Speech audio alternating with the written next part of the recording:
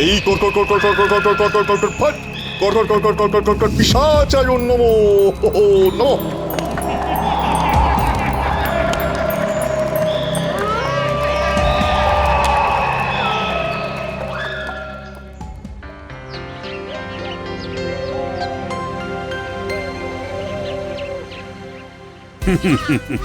মন্ত্রী, আজ তোমার হাত দিয়ে গোপালকে পুরস্কৃত করব। আজ একটা খুব আনন্দের দিন। গোপালকে পুরস্কার দেব কেন মহারাজ? ওমা, জানো না সে কি? গোপালের জন্মদিনটা তো তোমার ভুলে যাবার কথা নয়। মহারাজ, আমি ক্ষুদ্র মানুষ। আমার জন্মদিন মন্ত্রী মশাইয়ের মনে না থাকাটাই স্বাভাবিক। এই ব্যাস, এই গোপালকে নিয়ে শুরু হলো আদিক্ষেতা। হাড় জ্বলিয়ে যায়। এসো মন্ত্রী, এসো। নাও, গোপালের হাতে রাজ্যের পক্ষ থেকে তুলে দাও, আর এই মানপত্রটা পড়ো। এই রে, মন্ত্রীমশাই বেশ ফাঁপড়ে পড়েছেন। না পারছেন গিলতে, না পারছেন উগড়াতে। মহারাজ একটা দারুণ চাল চলেছেন। তোমার হাত দিয়ে গোপালের হাতে উপহার দেবার কি অর্থ বলো তো মন্ত্রী? বলতে পারবো না মহারাজ। খুব সোজা, তোমার আর গোপালের মধ্যে যাতে সুসম্পর্ক গড়ে ওঠে। নাও নাও, এই মুক্তোর মালাটা এবার গোপালকে পরিয়ে দাও। শুভ জন্মদিন গোপাল। ধন্যবাদ মহারাজ, ধন্যবাদ মন্ত্রী মশাই, ধন্যবাদ সব সভাসদবৃন্দকে। এইবার মানপত্রটা পড়ো মন্ত্রী। এই নাও। আচ্ছা, গোপাল হলো আমাদের নয়নের মণি। গোপাল কৃষ্ণনগরের বিপদ তারণ। আমরা গোপালকে খুব ভালোবাসি। গোপালের দীর্ঘ জীবন, সুস্থ জীবন কামনা করি। আজ থেকে আমি পিশাচ সিদ্ধ হলাম। এবার আমি পিশাচের সাহায্যে নয়কে হয় আর হয়কে নয় করব। পিশাচ আমার কেনা গোলাম। আর পারা যাচ্ছে না মহারাজ। আজ মন্ত্রী মশাইকে নিয়ে ওটা কি করলেন? মন্ত্রী মশাইয়ের কি কোনো মান সম্মান নেই? কি রাজবৈদ্য! আর কত দেখবো? খুব হতাশ লাগছে। আমাকে দিয়ে মহারাজ গোপালের কত গুণকীর্তন করিয়ে নিলেন। গোপাল হেন, গোপাল তেন, গোপাল এই করেছে, গোপাল ওই করেছে। গোপাল নাকি বিপদ তারণ। মন্ত্রী মশাই, কিছু একটা ভাবুন। এইভাবে গোপালের কাছে ছোট হতে তো আর পারছি না। ভাবছি ভাবছি ভাবছি, বুঝলে, এমন কিছু একটা ভাবতে হবে যাতে করে গোপাল এবং মহারাজ দুজনেরই ক্ষতি হয়। ওদিকে বিপদ কারণ গোপাল, আর এদিকে বিপদ বরণ মন্ত্রী। দেখি কে যেতে। চললাম।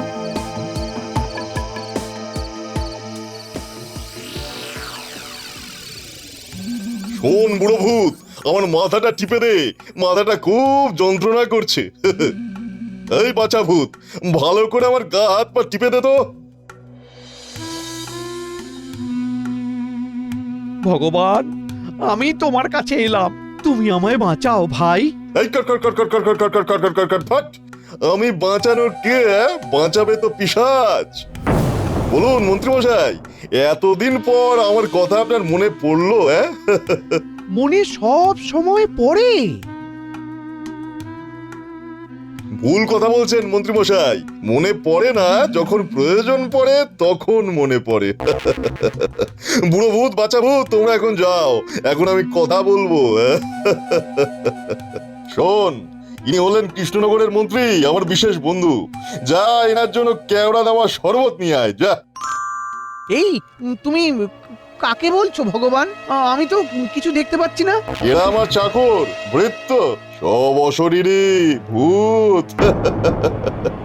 তারাই আমার কাজ করে দেয়। পা টিপে দেয়, হাত টিপে দেয়, গা টিপে দেয়, মাথা টিপে দেয়।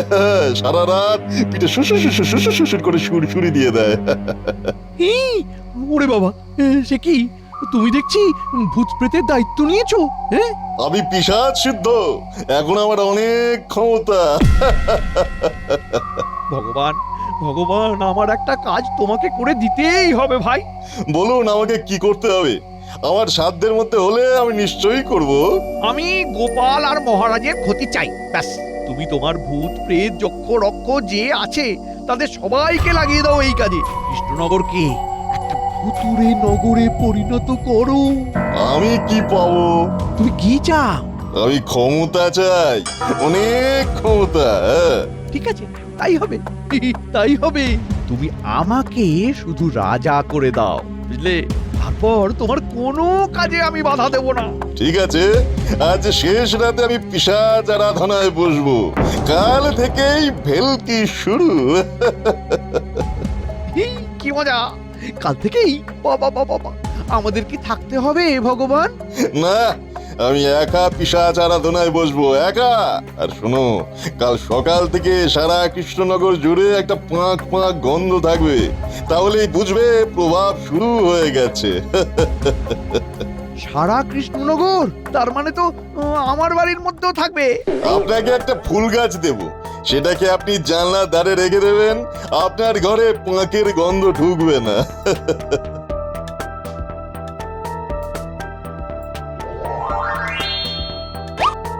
আর বটা ঘটাই নাও আর একটা টব, ওটা তোমাদের ঘরেও রেখে দেবে। ধন্যবাদ। লম্বা ভূত, তুমি গোলাপ তেলের 3টে শিশি নিয়ে এসে এই মন্ত্রী মশাই আর বটার ঘটাকে দিয়ে দেবে, কেমন? পাঁকের গন্ধ আর তোমাদের কাছে আসবে না। ধন্যবাদ। আচ্ছা, একটা কথা জিজ্ঞেস করব? হ্যাঁ, এরা কি সবসময় দিন রাত এইভাবে তোমার সেবা করে যায়? হ্যাঁ, এরা আমার সেবা করে শুধু রাতে, দিনে এরা ঘুমিয়ে থাকে। হ্যাঁ।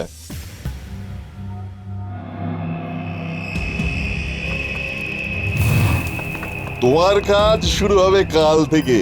কাল সারাদিন ভালো করে রোদে নিজেকে শুকিয়ে নেবে। তারপরে রাত থেকে শুরু হবে তোমার তাণ্ডব। শুরু করবে গোপালের বাড়ি থেকে, কেমন? ঠিক আছে প্রভু। আর একটা কথা মনে রাখবে, আগুন তোমার কোনো ক্ষতি করতে পারবে না, শুধু জল থেকে নিজেকে বাঁচিয়ে রাখবে, কেমন? ঠিক আছে প্রভু। নাও, এবার আবার ছোট হয়ে যাও।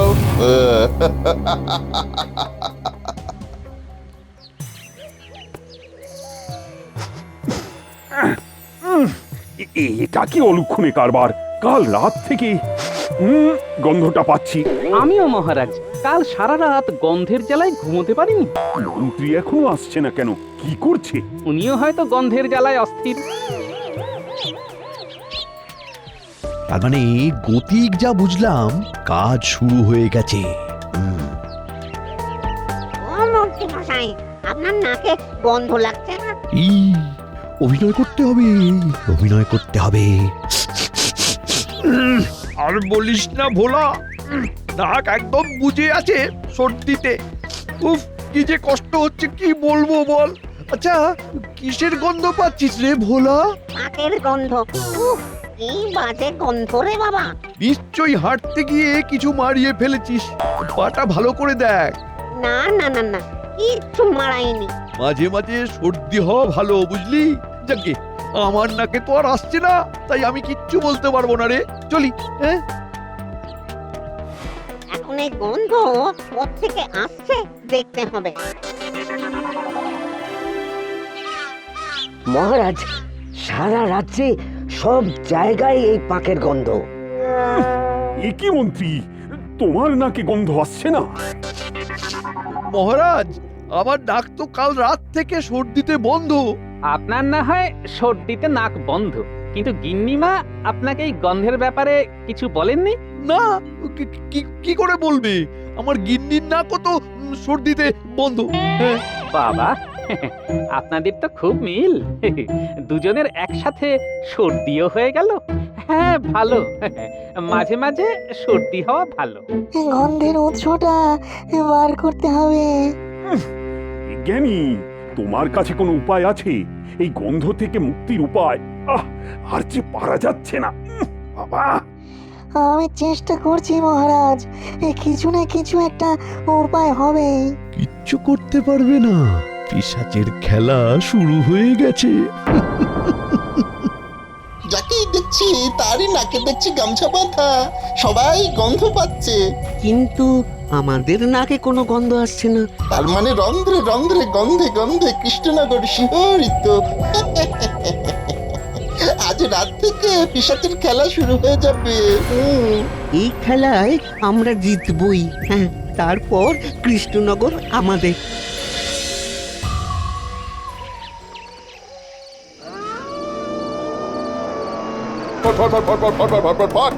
নাও পিশাচ, এবার তোমার কাজ শুরু করো। আর কা করুন প্রভু। যাও, তোমার কাজ শুরু করে দাও, ভয় দেখাও। যথাজ্ঞা প্রভু।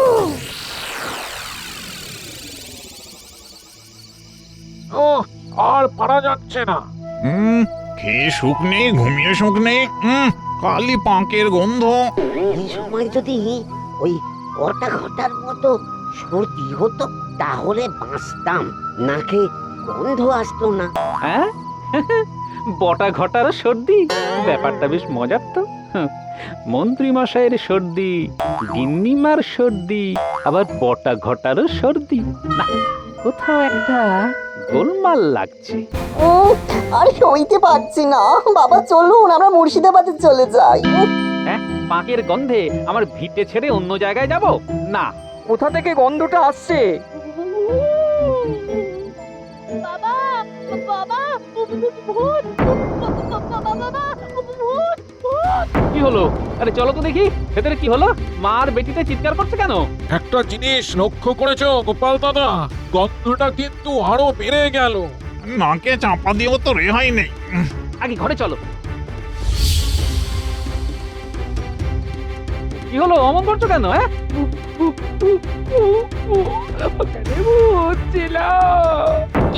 কি বিকট দেখতে, গায়ে কি গন্ধ।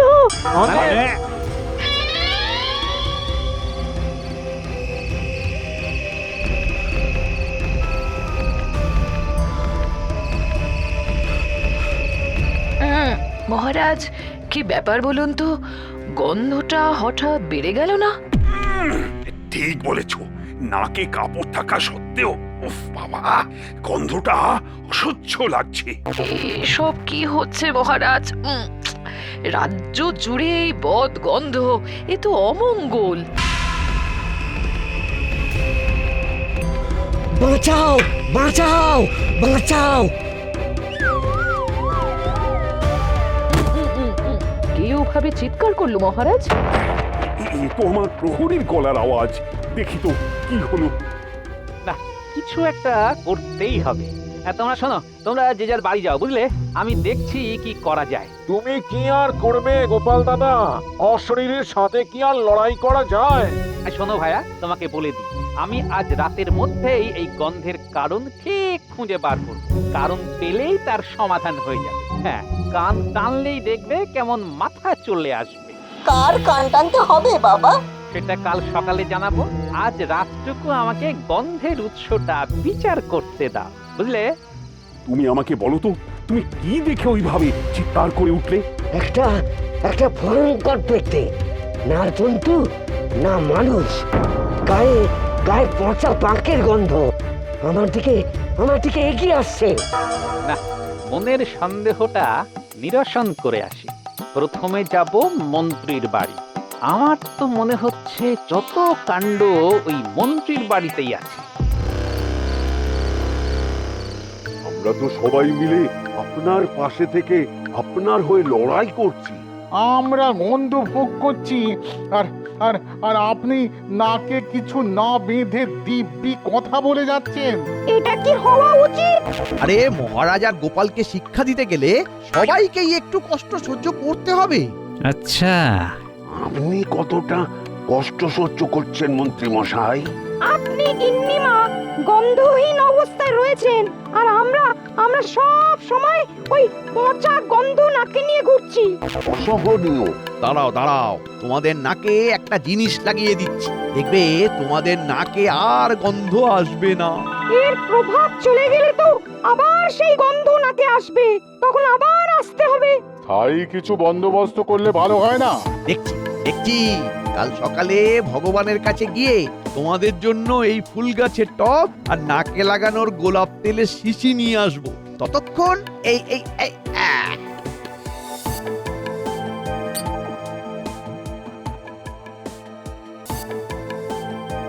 এই তোমাদের নাকে লাগিয়ে দিলাম। হ্যাঁ, এটা কতক্ষণ চলবে?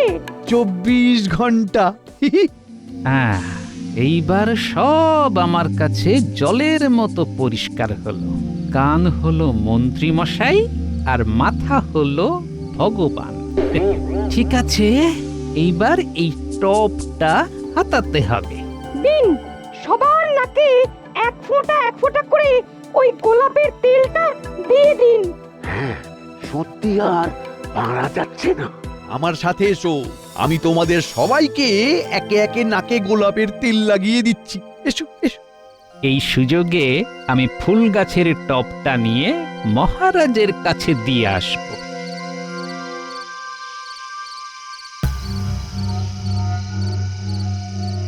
যা বুঝছি বুঝলি ঘটা, মহারাজ খুব বেশি দিন রাজত্ব করতে পারবেন না। 3-4 দিনের মধ্যে মহারাজ এখান থেকে পাত্তারি গোটাবেন। কি করে বুঝলি? ভগবানের পিশাচ আজ রাত থেকে ভয় দেখাতে শুরু করবে, আর তার উপর এই উৎকট গন্ধ।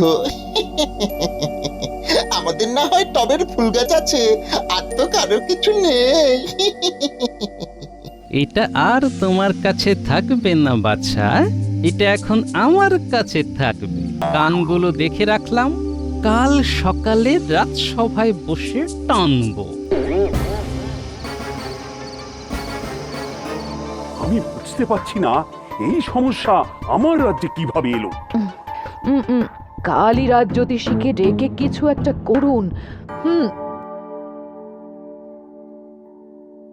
মহারাজ, গোপাল দাদা এসেছে, আর পচা পাকের গন্ধও নেই। কি সুন্দর গন্ধ! গোপাল, তুমি অসাধ্য সাধন করলে কি করে? কান পর্যন্ত হাত গেছে, কাল রাজসভায় সব প্রকাশ করব। কান টানবো আর মাথা সুরসুর করে চলে আসবে। কার কাজ গোপাল? রানীমা, এই ষড়যন্ত্রের পেছনে আছেন আমাদের মন্ত্রী মশাই, আর তাকে সমর্থন করেছেন রাজবৈদ্য, রাজজ্যোতিষী আর পণ্ডিত। কি বলছো তুমি গোপাল? হ্যাঁ মহারাজ, 100 ভাগ সত্যি কথা বলছি। আর একটা কথা, কাল সূর্য ওঠার আগে বটা ঘটা আর মন্ত্রী মশাইকে তুলে নিয়ে আসতে হবে। একদম। কাল সকালে আমরা মন্ত্রী মশাইকে নিয়ে মাথার খোঁজে যাব মহারাজ। কাল সকালেই এই ভয় আর গন্ধের বাতাবরণ শেষ করতে হবে। মাথাটা কে গোপাল? ভগবান। কি বলছো তুমি? আমি এক্ষুনি ওদের তুলে নিয়ে আসছি। তাহলে কাল সকালে আমরা কান টানতে টানতে মাথার খোঁজে যাব।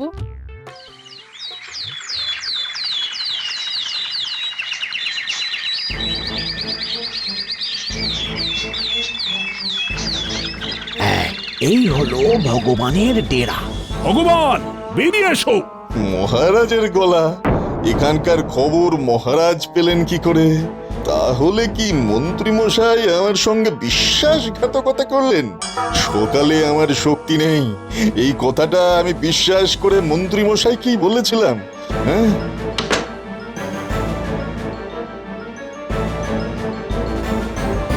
কি করলে ভগবান? যাকে বিশ্বাস করলে, যার কথায় তুমি সব করলে, সেই তোমাকে ধরিয়ে দিল। কি বলছো গোপাল? সত্যি বলছি, এক বর্ণ মিথ্যে বলছি না। একটা কথা ভালো করে ভাবো, যে মহারাজ মন্ত্রীমশাইকে এত ভালোবাসেন, তার সঙ্গে এইরকম ব্যবহার। ভগবান, তুমি ভয়ের রাজত্ব শেষ করো। এই আমি তোমার ক্ষমতাকে ভালোভাবে ব্যবহার করতে চাই। এই মন্ত্রীকে আমি শাস্তি দেব। তুমি আমার রাজসভার একটা রত্ন। এসো, আমরা সবাই মিলে একসাথে কাজ করি। তুমিও তো কৃষ্ণনগরের প্রজা। এই রাজ্যের উপরে তোমার কোনো ভালোবাসা নেই ভগবান? আমার ভুল হয়ে গেছে মহারাজ, আমাকে ক্ষমা করে দিন। আমি মন্ত্রী মশাইয়ের কথায় খুব খারাপ কাজ করেছি। আমি পিশাচকে দিয়ে অনেক পাপ করেছি। এই পচা পাকের গন্ধটাকে বন্ধ করে দাও, আমাদের রক্ষা করো। করছি, দেখুন এই পুতুলটাকে জল দিয়ে গলিয়ে দিচ্ছি।